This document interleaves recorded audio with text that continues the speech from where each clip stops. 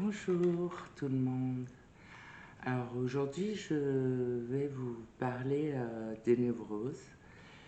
La dernière fois on avait parlé ensemble des états limites euh, qu'on appelle aussi troubles de la personnalité. Donc bon, il y en a d'autres, hein. Je n'ai pas tout énuméré. Il y a la déréalisation, la dépersonnalisation, les TOC, troubles obsessionnels compulsifs, et puis il y a des syndromes, Gilles de la Tourette, etc. Là aujourd'hui, je vais m'attacher aux névroses. On va commencer par la névrose hystérique, puisque Freud, le père de la psychanalyse, a commencé par écrire les études sur l'hystérie, son premier livre, enfin pas son premier livre, en tout cas premier livre qui rentre dans le vif du sujet avec des études de cas. Il a fait ce travail avec Joseph Breuer, euh, et ils ont reçu en cure plusieurs femmes, parce qu'à l'époque l'hystérie était uniquement vue comme féminine, puisque ça vient du grec hystérique, hein, ça veut dire utérus enflammé, si vous voulez, excitation sexuelle, enfin quelque chose qui est en rapport avec ça, évidemment, mais c'est tellement mal dit, mais enfin bon, hystérique. Et il y a eu, par exemple, dans les études de cas étudiées par Freud et Breuer, il y a eu Anna O. Alors Anna O, est une, donc qu'est-ce que ça nous révèle à travers ça? Qu'est-ce qu'une névrose hystérique? Alors aujourd'hui, on est d'accord pour dire qu'une névrose hystérique, c'est aussi, ça concerne aussi les hommes, les femmes, mais les hommes aussi. Euh, En fait, les symptômes, c'est beaucoup de théâtralisation. Ce sont des symptômes, ça peut être par exemple, il y avait eu une étude de cas de Freud, une femme qui, au moment de la mort de son père, qu'elle affectionnait beaucoup, euh, elle, elle allait pour pleurer et sa mère lui a dit ne pleure surtout pas.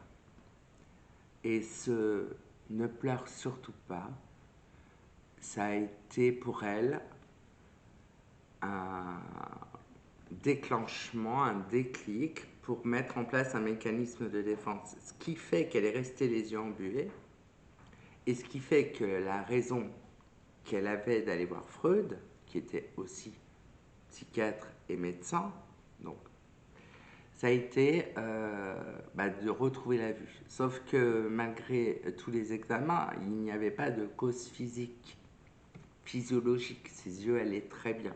Et pourtant, elle voyait, elle avait un voile devant les yeux, quoi. C'était une jeune femme, donc il n'y avait pas de raison qu'elle ait une cataracte, ou, vous voyez. Et, euh, et Freud, au fil des séances, a réussi à lever le symptôme et elle a retrouvé la vue. Hein. C'est Jésus version psychanalyse, Freud. Hein. Bon. Donc ça, c'est la névrose hystérique.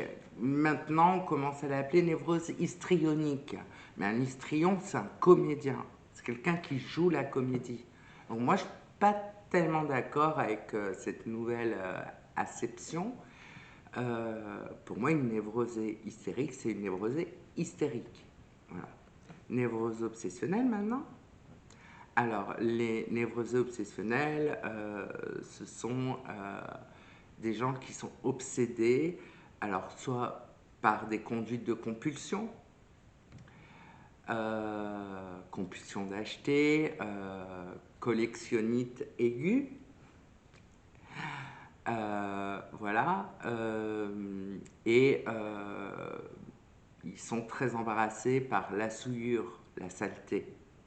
Ce sont des gens qui tiennent toujours leur intérieur propre, de façon un peu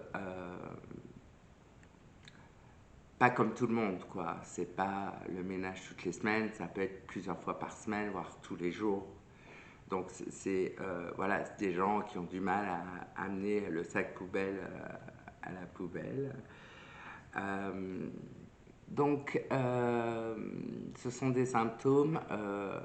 En fait, dans chaque pathologie, les symptômes ne sont pas présents en permanence, c'est-à-dire qu'il y a des jaillissements, il y a des moments où les symptômes apparaissent et sont plus forts. Après, il y a dans les névroses aussi chaque névrose peut devenir handicapante si elle est trop envahissante. Alors, trop envahissante, c'est-à-dire, alors là, on va prendre l'exemple d'une névrose phobique. On passe à la phobie. La névrose phobique, c'est-à-dire qu'on capte un objet phobique et notre mécanisme de défense, ça va être de porter sur l'objet phobique, par exemple, moi c'était les rongeurs. Donc ça va, mon inconscient s'est pas trop mal débrouillé parce que les rongeurs, on n'en croise pas partout. Bon, encore une fois, je ne veux pas me faire des nuits à Marseille, mais bon. Mais voilà, bon, il y a des endroits où il y en a moins que d'autres, voilà. Mais il y a des gens, des sujets dont l'inconscient va choisir un objet phobique beaucoup plus handicapant. Par exemple, les gens qui ne peuvent pas sortir de chez eux parce qu'il y a des gens dehors. Et en fait, l'agoraphobie, le fait de se retrouver parmi les autres, là, ça devient vraiment handicapant. Comment on va travailler, comment on va au restaurant, comment on va au ciné, on ne sort plus de chez soi, on ne fait pas ses courses. Enfin, ça peut devenir vraiment très handicapant. Les névroses phobiques sont quand même assez liées à la névrose obsessionnelle, même si elles ne sont pas issues du même stade. Névrose phobique, c'est plus le stade oral chez le bébé, hein, ça serait issu de ce stade qui n'aurait pas été résolu. Névrose obsessionnelle, stade anal, hein, sadique anal, évidemment. Bon, passons aux névroses réactionnelles. Les névroses réactionnelles sont des névroses qui sont en réaction à une prise de drogue. Donc, c'est-à-dire, on a besoin de reprendre, on a un comportement d'addiction parce qu'on veut reprendre de la drogue pour faire passer un malaise. À savoir, je rappelle, quand même, la drogue, c'est pas seulement l'héroïne, la cocaïne, le LSD et tutti quanti. Hein. L'alcool, c'est une drogue dure. Une drogue très dure qui tue. Avec l'alcool, on peut avoir un Korsakoff et mourir. Donc, c'est très grave. J'espère que vous comprenez bien l'importance quand on a quelqu'un qui est névrose réactionnelle, qui est envahissante, à quel point il faut consulter le plus rapidement possible. Ensuite, pour terminer, pareil, hein, je ne peux pas vous faire le DSM-5, hein, c'est-à-dire c'est un outil diagnostique établi par l'OMS où il y a toutes les pathologies psychiatriques. On va finir avec les névroses traumatiques qu'à l'époque Freud appelait les névroses de guerre, puisque c'était à l'époque de 14-18, quand les hommes sont revenus de la guerre. Il y a eu les gueules cassées, tout ça, mais il y a eu aussi des gens qui étaient complètement traumatisés par la guerre. Mais à savoir qu'une névrose traumatique, Freud l'a bien démontré, vous avez un premier choc. Ce premier choc va créer un ancrage traumatique. C'est-à-dire que le traumatisme reste latent et peut rester latent pendant des années. Il ne se réveille pas. Ensuite, vous rencontrez un deuxième choc du même type et là, le trauma se réveille. Et là, la névrose traumatique, yallah.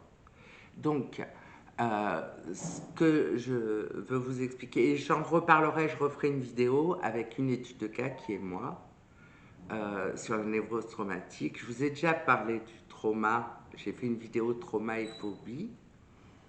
Je vous parlerai ce qu'on appelle d'un épisode traumatique que j'ai connu avec ces deux, l'ancrage et hop, le surgissement du trauma. Pour aujourd'hui, c'est fini. La prochaine fois, on abordera les psychoses. Et puis, après, on verra. En tout cas, jeudi prochain, vidéo make-up. Dimanche, vidéo psychanalyse.